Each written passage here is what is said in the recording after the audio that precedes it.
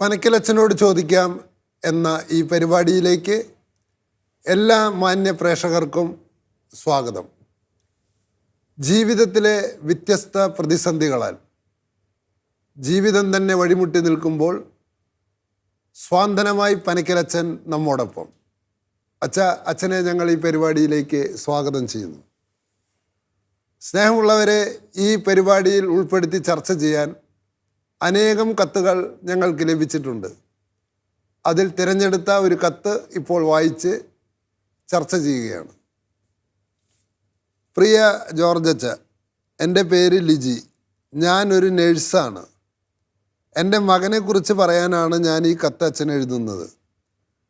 അവനെ ഞാൻ ചെറുപ്പം മുതലേ ദൈവഭക്തിയിലാണ് വളർത്തിയത്. എന്നും പള്ളിയിലേക്ക് പോകുന്ന ഒരു കൊച്ചായിരുന്നു. ഈ ഇടയ്ക്കായി അവൻ്റെ സ്വഭാവത്തിൽ എന്തോ ഒരു മാറ്റം ഞാൻ ശ്രദ്ധിച്ചിരുന്നു. അത് അന്വേഷിച്ച് പോയപ്പോഴാണ് മനസ്സിലായത് അവൻ്റെ ഇപ്പോഴത്തെ കൂട്ടുകെട്ടെല്ലാം വളരെ മോശം സാഹചര്യത്തിലാണ്. അവന് ചുറ്റുമുള്ളവരെല്ലാവരും ഗുണ്ടായിസമായി നടക്കുന്നവരാണ്. അതുകൊണ്ട് തന്നെ അവൻ്റെ സ്വഭാവം പയ്യെ മാറിത്തുടങ്ങി. പള്ളിയിലേക്കൊന്നും പോകാത്ത അവസ്ഥയായി. അവനോട് ഞാൻ ഇതിനെക്കുറിച്ച് ചോദിച്ചപ്പോൾ അവൻ രോഷാകുലനായി. അവനെ ഞാൻ പലതവണ ഉപദേശിച്ചെങ്കിലും അവൻ ആ കൂട്ടുകെട്ട് വിടാൻ ഒരിക്കലും തയ്യാറല്ല. ആ കൂട്ടുകെട്ടിൽ അവൻ തുടരുകയാണെങ്കിൽ അവനും ഒരു കുറ്റവാളിയെപ്പോലെ ആകും എന്നാണ് ഞാൻ ഭയക്കുന്നത്. ഇത് കാണുമ്പോൾ ആകെ പേടിയാവുന്നു അച്ഛാ. അവനെ ആ കൂട്ടുകെട്ടിൽ നിന്ന് പിന്തിരിപ്പിക്കാൻ ഞാൻ എന്ത് ചെയ്യണം? അച്ഛൻ അവന് വേണ്ടി ഒന്ന് പ്രാർത്ഥിക്കണം. സ്നേഹപൂർവം, ലിജി. ലിജി എന്ന അമ്മച്ചിയുടെ മകനെക്കുറിച്ചുള്ള വലിയ വേദനയാണ് അവതരിപ്പിച്ചിരിക്കുന്നത്. ലിജിയുടെ മകനെ ലിജി നല്ല രീതിയിലാണ് നയിച്ചുകൊണ്ടിരുന്നത്. പക്ഷേ കുറച്ച് നാളായിട്ട് അവനിൽ ചില സ്വഭാവ പ്രത്യേകതകളൊക്കെ കാണുന്നു. അതിന് കാരണം എന്തെന്ന് ലിജി അന്വേഷിച്ചപ്പോഴാണ് അവൻ്റെ കൂട്ടുകെട്ടാണ് അതിൻ്റെ പിന്നിൽ ഉള്ളത് എന്ന് തിരിച്ചറിയാനായിട്ട് സാധിച്ചു. തീർച്ചയായിട്ടും ഈ അവസരത്തിൽ ലിജിയെ അഭിനന്ദിക്കുകയാണ്. കാരണം തൻ്റെ മകൻ്റെ സ്വഭാവത്തിൽ വന്ന മാറ്റങ്ങൾ തിരിച്ചറിയാനും അതിൻ്റെ ഉറവിടം എവിടെ നിന്നാണെന്ന് കണ്ടുപിടിക്കുവാനും ലിജിക്ക് ഒരു പരിധിവരെ കഴിഞ്ഞു എന്നത് നമുക്ക് ദൈവത്തോട് ഒരുമിച്ച് നന്ദി പറയാം. കാരണം ചില മാതാപിതാക്കന്മാർ ഇത് മനസ്സിലാക്കുക തന്നെയല്ലേ എന്നല്ല. അതെ. അപ്പോൾ രണ്ടാമതായിട്ട് നമുക്കറിയാം, നമ്മുടെ കൂട്ടുകാരാരാണോ നാളെ ആ കൂട്ടുകാർ എന്ത് ചെയ്യുന്നു അത് തന്നെ നമ്മളും ചെയ്തു നമ്മളും ചെയ്യും. അപ്പം അതുകൊണ്ട് ഒരു കുട്ടിയുടെ ജീവിതത്തിൽ അത്രമാത്രം സ്വാധീനമാണ് കൂട്ടുകാർക്കുള്ളത്.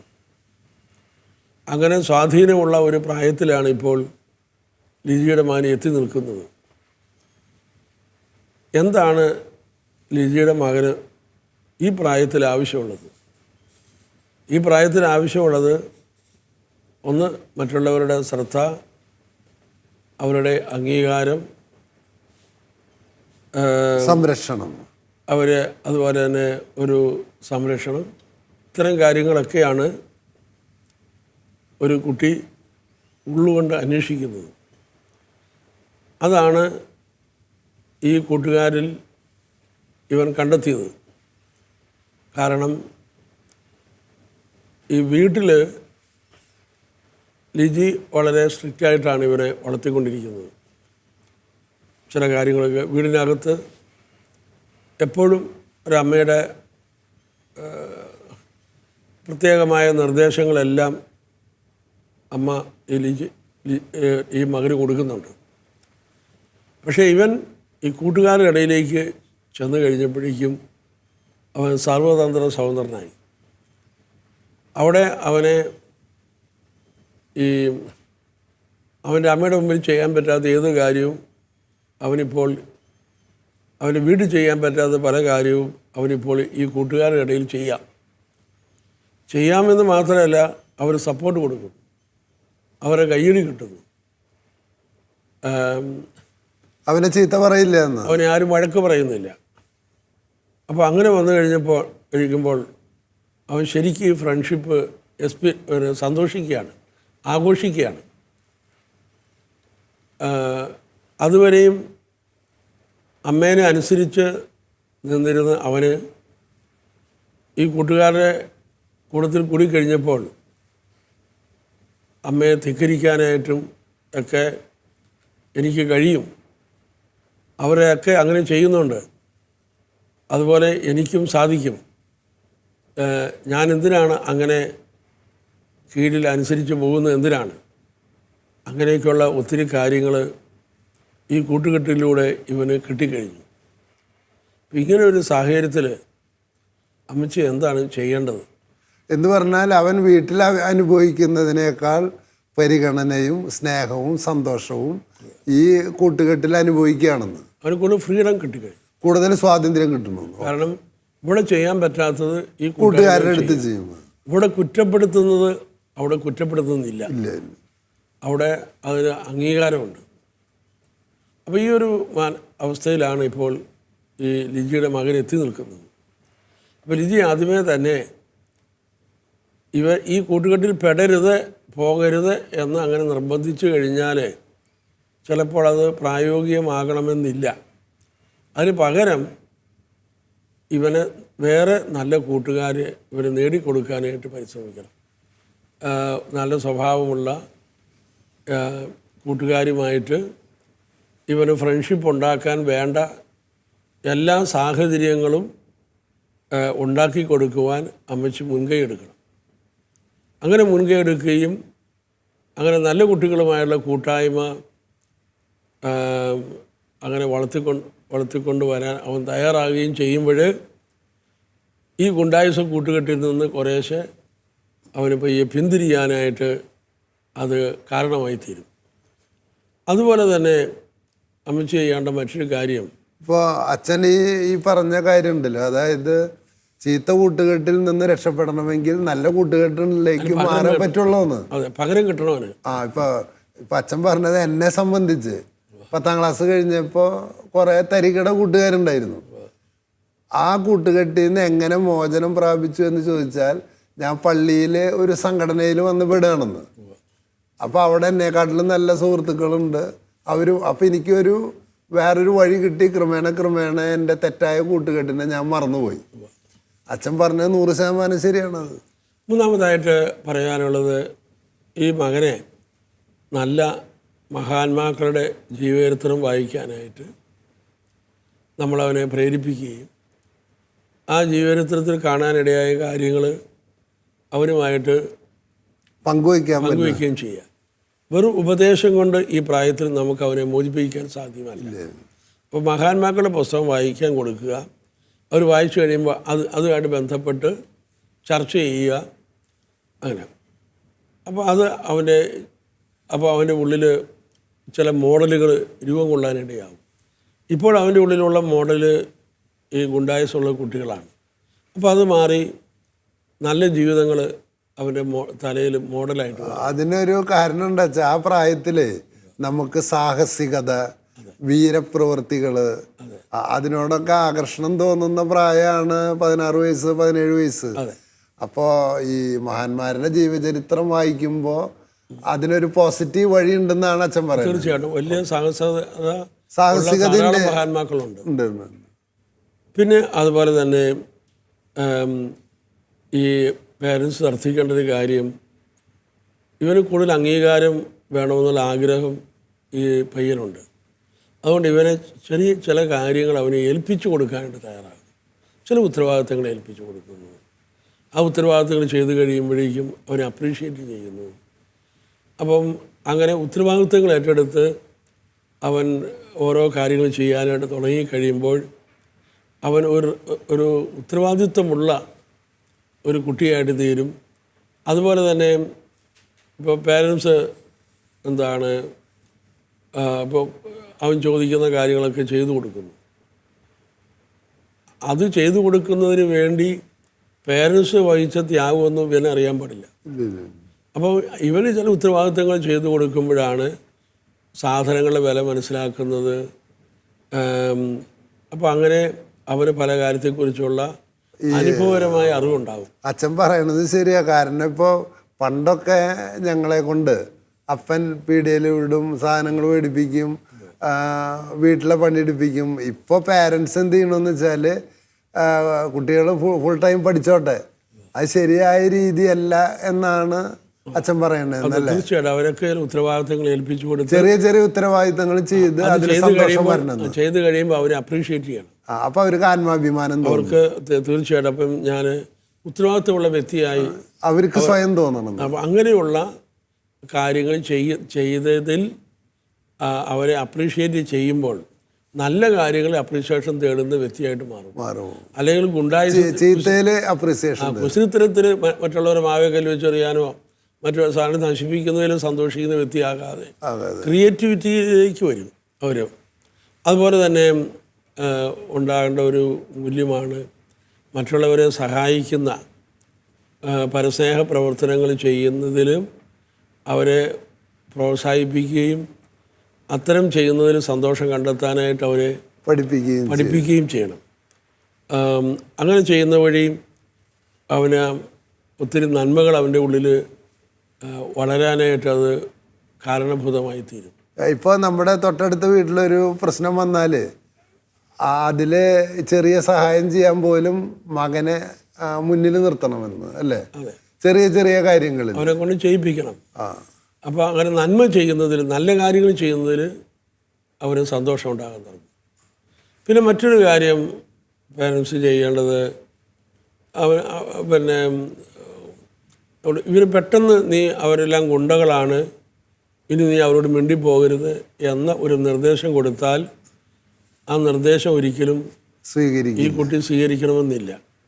അപ്പോൾ അതിന് ചെയ്യേണ്ടത്, നിനക്ക് എത്ര കൂട്ടുകാരുണ്ട്, ആ കൂട്ടുകാരെ അവരുടെ ബലഹീനതകൾ എന്തൊക്കെയാണ്, അവരുടെ കുറവുകൾ, നീ എന്താ അവരിൽ കാണാനിടയായുള്ള കുറവുകൾ എന്താണ് അവരുടെ പ്രത്യേകതകൾ, പിന്നെ അവർ വളർന്നു വന്ന ചില കുടുംബ സാഹചര്യങ്ങൾ, ഇതൊക്കെ ഒന്ന് പേരൻസ് ഇവരോട് ചോദിക്കുമ്പോൾ ഈ മകന് കുറച്ചെല്ലാം അവരെക്കുറിച്ച് പറയാനായിട്ട് അവന് കിട്ടും.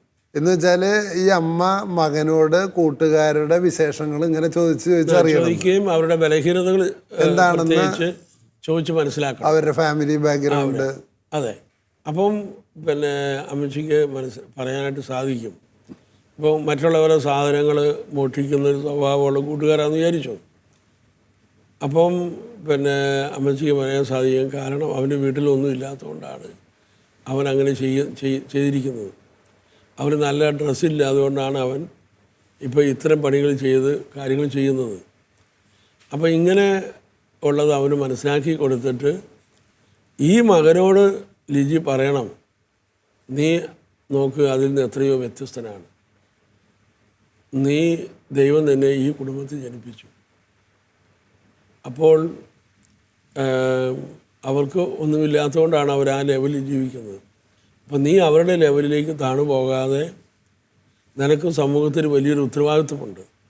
ഇങ്ങനെയുള്ള കുട്ടികളെ നമുക്ക് ദൈവത്തിന് വേണ്ടി നേടിയെടുക്കണം. അപ്പോൾ അതുകൊണ്ട് അത്തരം വ്യക്തികളെ ദൈവത്തിന് വേണ്ടി നേടിയെടുക്കാനുള്ള മാർഗം നമ്മൾ അവരുടെ കൂടെ പോയി നടക്കുകയല്ല ചെയ്യേണ്ടത്, നീ അവർക്ക് വേണ്ടി പ്രാർത്ഥിക്കണം. അപ്പോൾ അങ്ങനെ പിന്നെ അത്തരം കുട്ടികൾക്ക് വേണ്ടി അത്തരം മോശമായ ജീവിത ശൈലി പുലർത്തുന്ന എല്ലാ കുട്ടികൾക്കും വേണ്ടി മധ്യസ്ഥം വഹിച്ച് പ്രാർത്ഥിക്കാനും, അതുപോലെ തന്നെ അവരുടെ മുമ്പിലൊരു നല്ല ചില കാര്യങ്ങളോട് നോ പറയാനായിട്ട് ഇവരെ ബലപ്പെടുത്തുകയും ധൈര്യപ്പെടുത്തുകയും ഒക്കെ ചെയ്യുന്നത് വഴി മിക്കവാറും ഒന്നില്ലെങ്കിൽ അവൻ കൂട്ടുകാരെ ഉപേക്ഷിക്കും, അല്ലെങ്കിൽ കൂട്ടുകാരെ അവനെ ഉപേക്ഷിക്കും, അല്ലെങ്കിൽ ഇവൻ കൂട്ടുകാരെ നന്നാക്കും. 3 സാധ്യതകൾ കിടപ്പുണ്ട്. 3 സാധ്യതകളുണ്ട്. ഓക്കെ. അപ്പോൾ അതുകൊണ്ട് അങ്ങനെ അവരിലൊരു വ്യത്യാസം ഉണ്ടാക്കാൻ ഇടയായി കഴിഞ്ഞാൽ അത് ഇവന് വളരെ അഭിമാനിക്കാവുന്ന ഒരു കാര്യമാണ്. അതെ. അപ്പം അങ്ങനെ ഇവൻ അവരുടെ ലീഡറായിട്ട് മാറും. അപ്പോൾ അവരുടെ കയ്യിൽ ഒരു പാവയായി മാറാതെ പിന്നെ നിനക്ക് ഈ നല്ല കുടുംബത്തിൽ നിന്ന് കിട്ടിയ മൂല്യങ്ങൾ വിതരണം ചെയ്യുന്ന വ്യക്തിയായി നീ മാറണം എന്നുള്ള ഒരു നിരന്തരമായ ഉപദേശവും പ്രോത്സാഹനവും അവർ നൽകുന്നതിൽ ശ്രദ്ധിക്കണമെന്നാണ് സൂചിപ്പിക്കാനുള്ളത്. ഈ മകന് അവൻ്റെ കൂട്ടുകാരുടെ ജീവിതത്തെക്കുറിച്ച് കൃത്യമായിട്ടുള്ള ഒരു ധാരണ അമ്മ ചോദിച്ചറിയുകയും ഇവൻ അവന് പറഞ്ഞു കൊടുക്കണം അവന് എങ്ങനെയാണ് അവരങ്ങനെയായി തീർന്നത്. കാരണം അവന് കുടുംബ സാഹചര്യം, അവനെ ചിലപ്പോൾ ചോദിക്കാൻ ആളില്ല, ഇതൊന്നും ഇല്ലാത്തൊരു അവസ്ഥയാണ്. ചില കുട്ടികളുടെ അപ്പന്മാര് കുടിയന്മാരാകും, തല്ലുന്നവരാകാം, ഇവരുടെ കാര്യത്തിൽ ഒരു ശ്രദ്ധയും ഉപേക്ഷിച്ചു പോയവരുണ്ട്. അപ്പോൾ അതിൽ നിന്നും ഇവന് ലഭിച്ചിരിക്കുന്ന ദൈവാനുഗ്രഹം എന്താണെന്ന് അവനെ മനസ്സിലാക്കി കൊടുക്കുകയും ഇവൻ അവരുടെ ഇതിലെ പോലെ താഴോട്ടാകാതെ ദൈവം അവന് കൊടുത്ത ഈ നല്ല അവസരങ്ങളെക്കുറിച്ച് അവൻ ബോധമുള്ളവനായി തീർന്ന് അതിനെ ഓർത്ത് ദൈവത്തിന് നന്ദി പറയാനും സ്തുതിക്കാനും അവനെ പരിശീലിപ്പിച്ച് കഴിയുമ്പോഴാണ് വാസ്തവത്തിൽ ഒരു പൂർണ്ണമായ മോചനം മകന് കിട്ടുള്ളൂ. അല്ലെങ്കിൽ അവൻ അകന്നു നിന്നാലും വീണ്ടും അവരുടെ കൂടെ പോവും, തിരിച്ചു വരും. അപ്പോൾ ഇവനൊരു ലീഡറായി തീർന്നു. ഞാൻ അവരെ പോലെ അല്ല എന്ന് ഇവന് തോന്നണം.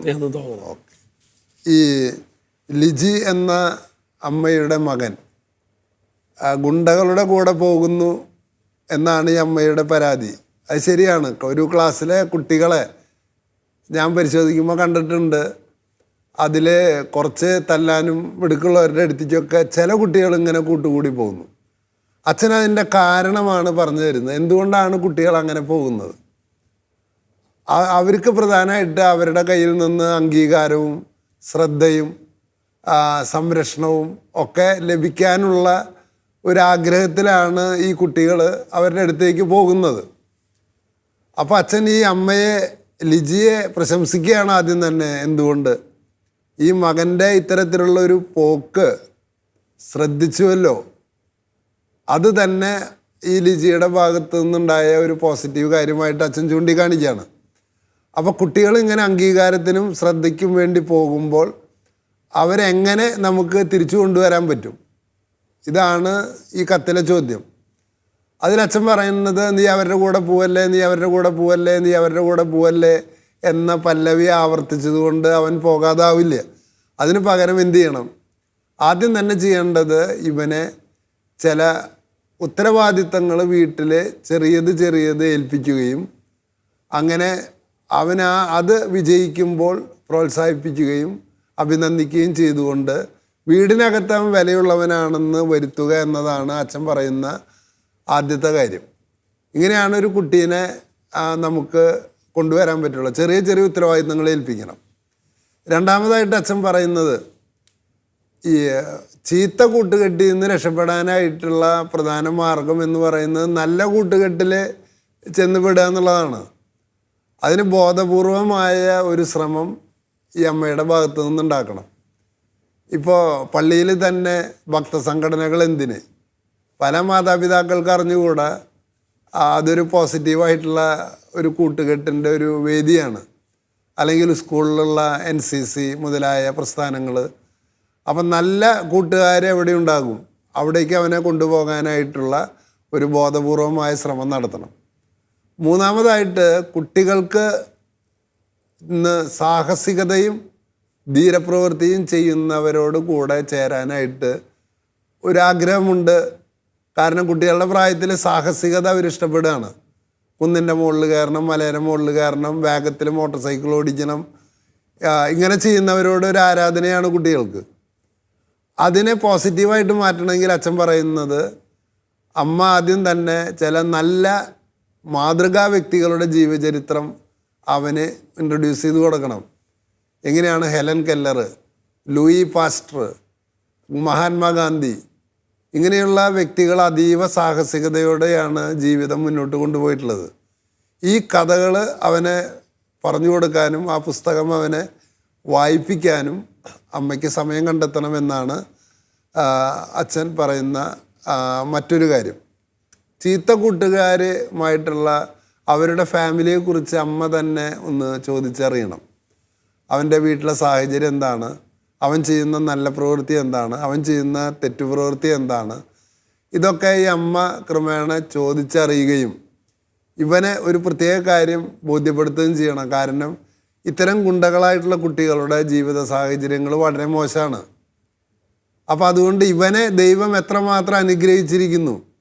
നല്ല അപ്പൻ, നല്ല അമ്മ, ഇതൊക്കെ ദൈവം ഇവന് കൊടുത്തിട്ടുള്ള ദാനങ്ങളാണ്. അതുകൊണ്ട് ഇവനെക്കുറിച്ച് ദൈവത്തിനൊരു പദ്ധതി ഉണ്ടെന്ന് അമ്മ മകനെ ഓർമ്മിപ്പിക്കണം. അങ്ങനെ പതുക്കെ പതുക്കെ കൂട്ടുകാരിൽ നിന്ന് വിടുവിക്കാനേ പറ്റുള്ളൂ. അപ്പം അങ്ങനെ ഈ അമ്മ ഇവനോട് ചോദിക്കുകയും അവരുടെ ജീവിത സാഹചര്യങ്ങളും മനസ്സിലാക്കുകയും ചെയ്യുമ്പോൾ 3 കാര്യങ്ങൾ സംഭവിക്കാമെന്നാണ് അച്ഛൻ പറയണത്. ഒന്നുകിൽ കൂട്ടുകാർ ഇവനെ ഉപേക്ഷിക്കും, അല്ലെങ്കിൽ ഇവൻ കൂട്ടുകാരെ ഉപേക്ഷിക്കും, അല്ലെങ്കിൽ എന്ത് ചെയ്യും, ഇവൻ കൂട്ടുകാരെ സ്വാധീനിച്ച് അവരെ വ്യത്യസ്ത വ്യക്തികളാക്കിയിട്ട് ഇവൻ മൂലം മാറും. ഈ 3 സാധ്യതകൾ ഉണ്ട് എന്നാണ് അച്ഛൻ പറയുന്നത്. അതിന് ഇവന് ബോധ്യപ്പെടുത്തി കൊടുക്കേണ്ടത് ദൈവം നിന്നെ എത്രമാത്രം അനുഗ്രഹിച്ചിരിക്കുന്നു എന്ന ഓർമ്മ ഇവനുണ്ടാക്കി കൊടുക്കുകയും ആ ആത്മീയതയിലേക്ക് ഇവനെ വളർത്തുകയും ചെയ്താൽ ഇവൻ മോചിതനാകും. ഒരു പക്ഷേ അവൻ അവരുടെ തന്നെ സംരക്ഷകനും മാനസാന്തരപ്പെടുത്തുന്നവനായി ഇവൻ മാറും എന്നാണ് അച്ഛൻ ചൂണ്ടിക്കാണിക്കുന്നത്. അച്ഛാ, ഇത് കുറേ മാതാപിതാക്കളുടെ പ്രശ്നമാണ്. നമുക്ക് ഈ അമ്മയ്ക്ക് വേണ്ടിയും ഇതുപോലുള്ള കുട്ടികൾക്ക് വേണ്ടിയും നമുക്ക് പ്രാർത്ഥിക്കാം. സ്നേഹമുള്ള ഈശോയെ, ലിജി എന്ന സഹോദരി തൻ്റെ മകനെക്കുറിച്ച് പുലർത്തുന്ന സർവ്വവേദനകളും തിരുമുമ്പിൽ സമർപ്പിക്കുന്നു. ഇതുപോലെ കൈവിട്ടുപോയ മക്കളെ ഓർത്ത് കണ്ണുനീര് തൂകുന്ന ആയിരക്കണക്കിന് മാതാപിതാക്കന്മാരെ ഞങ്ങളിപ്പോൾ ദൈവസന്നിധിയിലേക്ക് കൊണ്ടുവരുന്നു. ദൈവമേ, അവരെല്ലാം അതിൽ നിന്ന് പിന്തിരിപ്പിക്കുവാൻ ആവശ്യമായ വിവേകവും പരിശുദ്ധാത്മാവിൻ്റെ അഭിഷേകവും എല്ലാ മാതാപിതാക്കന്മാർക്കും നൽകണമേ. തങ്ങളുടെ മക്കളെ നേർവഴിക്ക് നയിക്കാനുള്ള അനുഗ്രഹം കൊടുക്കണമേ. അവരെ ദൈവത്തിൻ്റെ വചനം പരിചയപ്പെടുത്തി കൊടുക്കണമേ. വചനം സ്വീകരിക്കുവാനും അങ്ങനെ ആത്മീയമായി വളരുവാനും അവർക്കിടയാകട്ടെ. യേശുവേ നന്ദി, യേശുവേ സ്തോത്രം, യേശുവേ നന്ദി, യേശുവേ സ്തോത്രം, യേശുവേ നന്ദി. ആമേൻ. പനക്കലച്ചനോട് ചോദിക്കാം എന്ന ഈ പരിപാടി ശ്രദ്ധിക്കുകയും ശ്രവിക്കുകയും ചെയ്ത എല്ലാ മാന്യ പ്രേക്ഷകർക്കും നന്ദി. നിങ്ങളുടെ ജീവിതത്തിലെ സങ്കീർണങ്ങളായ പ്രശ്നങ്ങൾ പനക്കലച്ചനുമായി ചർച്ച ചെയ്യാൻ ആഗ്രഹിക്കുന്നുവെങ്കിൽ നിങ്ങൾ ഞങ്ങളെ എഴുതി അറിയിക്കുക. ഉചിതമായ സമയത്ത് പനക്കലച്ചൻ കത്ത് ചർച്ച ചെയ്ത് നിർദ്ദേശങ്ങൾ നൽകുന്നതായിരിക്കും. അടുത്ത എപ്പിസോഡ് വരുന്നതുവരെ പ്രാർത്ഥനാപൂർവ്വം നമുക്ക് കാത്തിരിക്കാം. Praise the Lord.